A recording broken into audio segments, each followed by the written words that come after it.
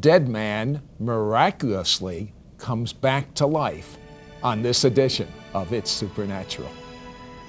Centuries have come and gone, offering wisdom and understanding throughout the ages. Today there should be nothing beyond one's power to discover, and yet the strange, unusual, and mysterious world of the supernatural defies understanding. Stay tuned for a unique and powerful investigation into a curious, undiscovered universe only on It's Supernatural.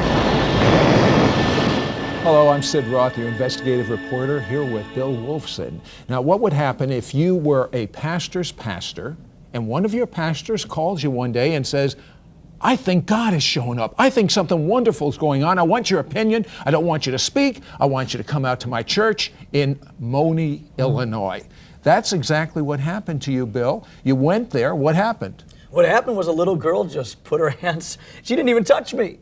And she said, Father, get this junk out of him now. Junk? Pastor's pastor? Tell me your background.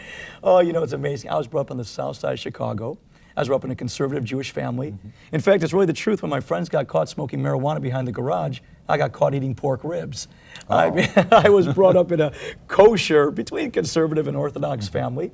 And I mean, my life was absolutely a dream life. I was a child actor. From age 10 to 16, I was in professional acting. I was in the traveling company of Maine with Sid Charisse. I was in Music Man with Forrest Tucker. I worked with Cesar Romero. In fact, I worked with a number of Western stars. You remember James Drury from The Virginian, Nick Barkley from Big Valley, Hugh O'Brien from Wyatt Earp. I was in a play called 1,000 Clowns with all three of them at 3 different distinct times. I mean, I had a private tutor for 6 years. How does a Jewish man from I call it conservadox background, conservadox, that's right, who's on his way to being a superstar, become a believer in Jesus? You know, it's still strange. I look back at it and, you know, it makes no sense. You want to talk about It's Supernatural? It makes no sense in the natural. When I was 16 years of age, I became a has-been. You see, because I'm 5'5" 3/4, and never forget that 3/4, because I was 5'5" 3/4, I was able to play young children until I was 16 and a half, until I started shaving. And you know, directors prefer to work with older kids that can still portray younger parts, just much more convenient. Well, after having a tutor for 6 years, all of a sudden I was in a high school on the south side of Chicago of 4,300 students. Now, I mean, I hadn't been in a high school for all these years. And I took a class. I was absolutely depressed to be thrust out of drama and thrust into secular education. And I took a class called Independent Reading. I mean, it was an absolute Mickey Mouse class. And the goal was to read X amount of books in the course of a year, and then you can get an A in the class. Well, I started reading a lot of different biographies on different sports athletes. And I mean, I read the story about Bob Gibson, a guy named Ron LaFleur. I mean, you name it, all these different athletes. And there was a book that was misshelved, I called God shelved, in the library at Homewood Flossmoor High School. It was called Run, Baby, Run. Well, I thought, well, this is probably a book about a gang leader that became an athlete, because I just read the book about Gates Brown, who used to play for the Detroit Tigers, and later on he got out of prison, he became a baseball player, that type of story. I read the book. It was about Nicky Cruz, this guy that was a gangbanger in Harlem, New York, and how he became this thing called, I mean, as a Jew, a Meshuggah, I called it a born-again Christian or something like that. I read the book, and I just began to weep and weep. It absolutely impacted my life. And that day I just looked up to the heavens, and I used to always pray in Hebrew, you know, Baruch Atah Adonai and all that stuff. And I said, I mean, how could I say this? I said something as weird as Jesus. I had never read the New Testament. I mean, the name Jesus was so uncomfortable. It just didn't roll off my lips correctly. And I said, Jesus, if you're really God, if you're really the answer, show me. And you know what happened? What? Nothing. For the next 3.5 years of my life, I continued to deal marijuana, continued to deal with different hallucinogenics, dealt more with barbiturates, and I mean, I really had no real impact. But then a few years later, I met a guy named John. He was a Baptist. We called him John the Baptist. And he kept talking about Jesus and Jesus and Jesus. And I had a real interesting situation happen. We ran out of matches for our marijuana. We were having a party in my apartment. You know, we had this water pipe, you call it a bong. And so I went down the dormitory hall and I knocked on somebody's door, never even met him. All of a sudden they opened the door somebody from my history class. And there were about 40 people in the studio apartment, not even a one-bedroom apartment. And they got all these books out there. I didn't know they looked like the Tanakh. They looked like the Old Testament, like the Bible. I didn't realize it was the whole Bible. And they said, Billy, come on in. And I said, can I borrow some matches? Sure, they gave me matches. I didn't even realize where I was at. They said, can we pray for you? I said, sure. Being a Jew, I thought they stood at this thing, the little metal thing called the mezuzah. I thought they'd stand by their doorpost and they'd kiss the thing like we used to do as Jews, and then they'd, say a little prayer for me. So they said, can we pray for you? I said, sure. I didn't realize they meant now. They grabbed me by the hand, Sid. Somebody grabbed me on the other hand, and they started speaking in some kind of weird language. I thought, I didn't know this term rapture, like this thing about going up to be in heaven or something. If I would have known what that word rapture meant, I would have prayed for it at that moment. I was so uncomfortable. But something just clicked inside of me, and I'm saying, God, don't interfere with my plans. I'm graduating college at 19. I'm on my way to law school at Northwestern University. I don't have time to become this, I don't know, I guess he called it a Christian or something. I mean, this is so antithetical. I come from a wealthy family. My whole life was planned out for me. My mom used to look at my brother Bobby and I, and she used to introduce us this way. This is my son Bobby the lawyer, my son Billy the doctor. I mean, I had a plan, I had a direction. Did you become an attorney? I went to law school at Northwestern University, and right there in the first semester at Northwestern, I had the strangest experience. Let me tell you about it. It was on, I look back at it, it was on March 14th, 1977. I was with a group of people. In fact, there were 7 Jewish people in my circle. And one of them became this thing called a Christian. His name was Bob Sheldon. He was a coke dealer. I mean, he was my best friend's brother. And I'm saying, oh God, what is going on here? I actually became irritated. I was like there's this guy in the Bible called Paul, Saul of Tarsus or something. I became an agitator. I just persecuted him. I cursed at him. I was derogatory. Anyway, he said, you know what, Bill? In the Bible, in the Old Testament, and in the New Testament, God promises He'll show signs and wonders, supernatural things, to unbelievers. I figured, that's me. So anyway, so I said, Lord, if Jesus is the answer, I didn't even mean it. I wasn't even sincere. I was really kind of like this guy in the Bible called King Agrippa. Like you almost persuade me type thing. What happened when you prayed that prayer? I said, if you're real, show me. What happened was my father had a problem with his father. My father came from Russia during the Bolshevik Revolution in 1917. He had a problem with his father, hadn't visited him in 7.5 years. I said, if you're real, I want my father, David Michael Wolfson of the South Side of Chicago, to visit his father. I prayed this on a Friday night, I think it was like March 11th, 1977. I called home, March 10th or March 11th. I called home that Saturday morning. Forgot I even prayed the prayer.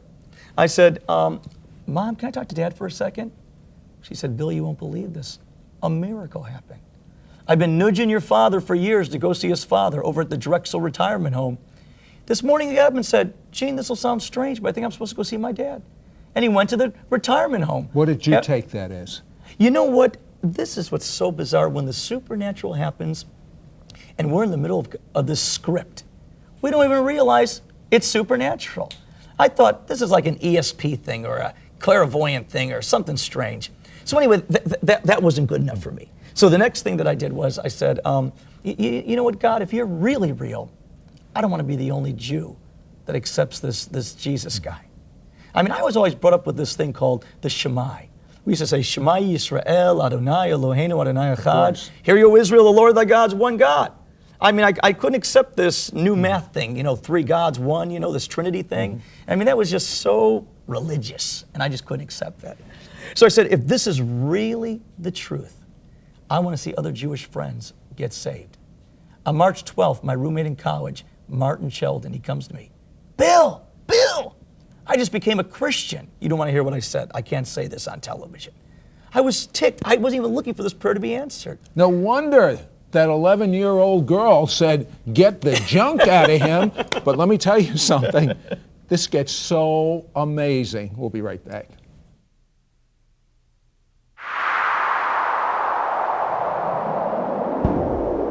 We'll return with Sid Roth and It's Supernatural right after this.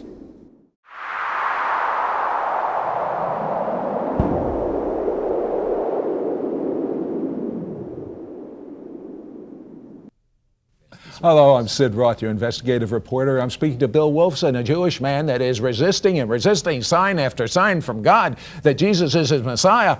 And he's saying, I'm a tough nut to crack. God, save some of my friends, my Jewish roommates. And his Jewish roommate, you became a believer. What happened next? Again, I never expected it to happen. All of a sudden, Warren Engelberg, another Jewish friend, gets saved. This Sounds is all within Jewish 3 to me. days.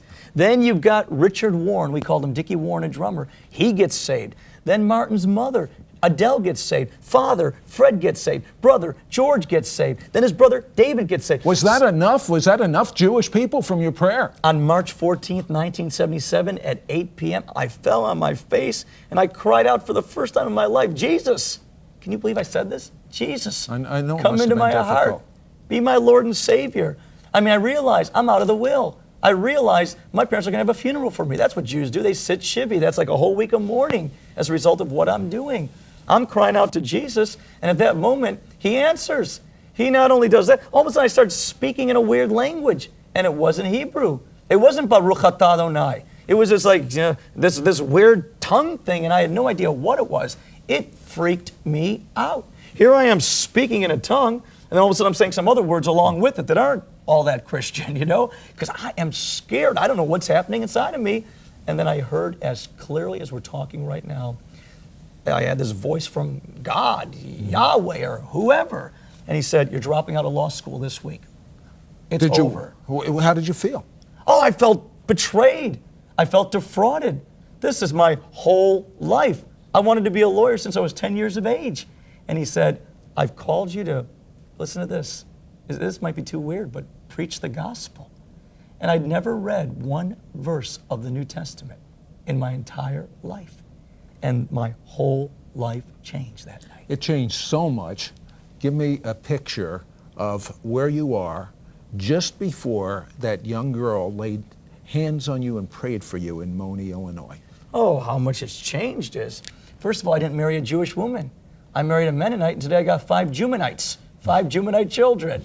And how it's changed is, I went on and became the pastor of a church. How large is it? It's about 2,000 plus, and growing rapidly. We're in a $13 million building program, seats about 3,000. So when this young 11-year-old puts her hands on you and says, Father, get this junk out of him now. what happened? Oh, I fell down. I wanted to rebuke her and say, who do you think you are? I know your father. I know this church. I have spoken in this church 50, 60, 70 times. I was ready to rebuke her. I literally was like lifted off the floor, thrown backwards, and I was just on the floor for the next few hours. And during this time, this never happened before. And said, people think I'm absolutely insane when I say it, but I heard the audible voice of God. You mean previous to that point, you heard God in an impression, but this time it was audible? Oh yeah, I heard him in my heart, I heard him in my mind, I sometimes thought it was him, sometimes it was me, sometimes it was my wife, kvetching as we say in Yiddish, complaining. Sometimes it was the pizza. The pepperoni pizza. But this was undeniably, unmistakably God. And he said, you're arrogant, you're prideful, you're self-centered.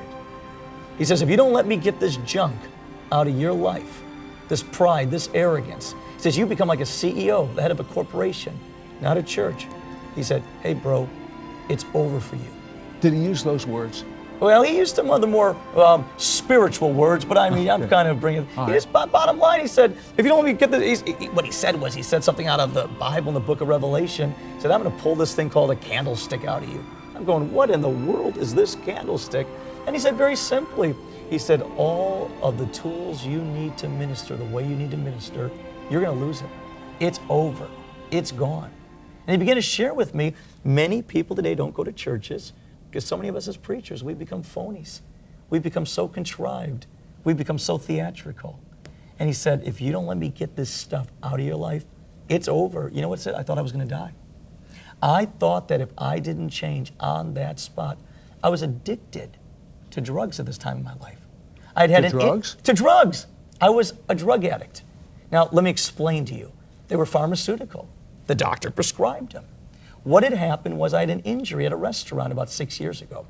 I was hit in the back by the brass handle on a door while I was on the telephone from a drunk that was coming out of the bathroom, and did nerve damage, my suprascapular, my rhomboids. I mean, the EMG test and everything showed severe nerve damage. I was in ongoing pain. I was taking 8 Percocet and 8 Soma a day. Now, those are very serious pharmaceutical medications. And I never even asked for a healing. But while I was on the floor, he said, "You drug addict, I've been wanting to heal you all these years." He said, "I had a miracle for you, a supernatural occurrence, and you missed it." I got up the next morning. I was with a friend of mine by the name of Carl. I just felt this impression, let's go lift weights. I hadn't lifted weights for the longest time. We lifted weights, no pain. I couldn't lift my arm higher than this. I had this crepitus, meaning this crackling in my suprascapular, absolutely gone, absolutely healed. What Life about totally the changed. drug addiction? You know what? When you come off Percocet or Soma, you pretty much have to do what's called sunset for about 6 months to a year, because your body and your mind becomes very dependent on it. Stop taking it, never needed another one since. Totally and completely healed. Now, bottom line, what did God say to you when you were on the floor? Bottom line is, he said, listen, he says, "I want to use you." And he used this weird word in the context of restoration and revival. I'm saying, what do you mean? What does this really mean? He says, "I want you to turn the hearts of people that have become disenchanted with me, that don't want God, because many of my servants have abused them, taken advantage of them, have been control freaks, have been arrogant."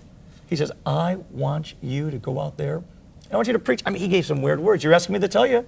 Words like righteousness, words like tell people stop sinning. I mean, he really... But wait a second. You had a good church. What did he tell you about your church? What he told me about my church was, I told him, I said, "God, I can't be that bad. We've led 1,600 people to the Lord in the last few years."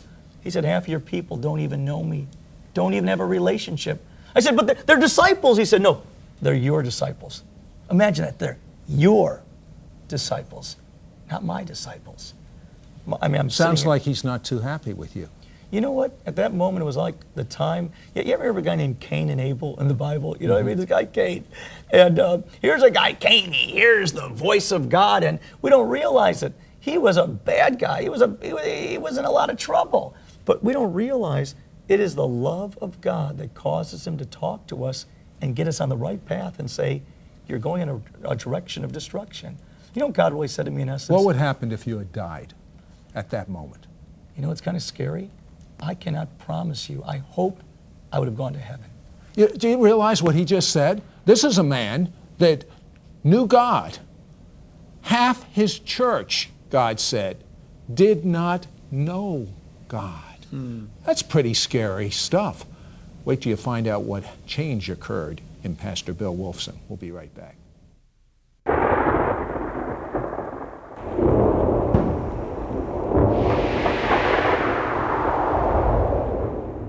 The ancient rabbis looked at the 53rd chapter of the Jewish prophet Isaiah and said, this is talking about the Messiah. But this is very strange. He has diseases upon him. He has pains upon him. We're going to call this one the leprous Messiah. And then Isaiah says, by his wounds, by his blood, we were healed. So according to the 53rd chapter of Isaiah and the ancient rabbis, this is speaking about a Messiah who would heal our sins. And in the 103rd Psalm, David talks about him, and he says, bless the Lord, O my soul, and forget not all his benefits. He's forgiven all of my sins and healed all of my diseases. I'm so glad the ancient rabbis found the 53rd chapter of Isaiah, the leprous Messiah who took our diseases, Yeshua, the Anointed One.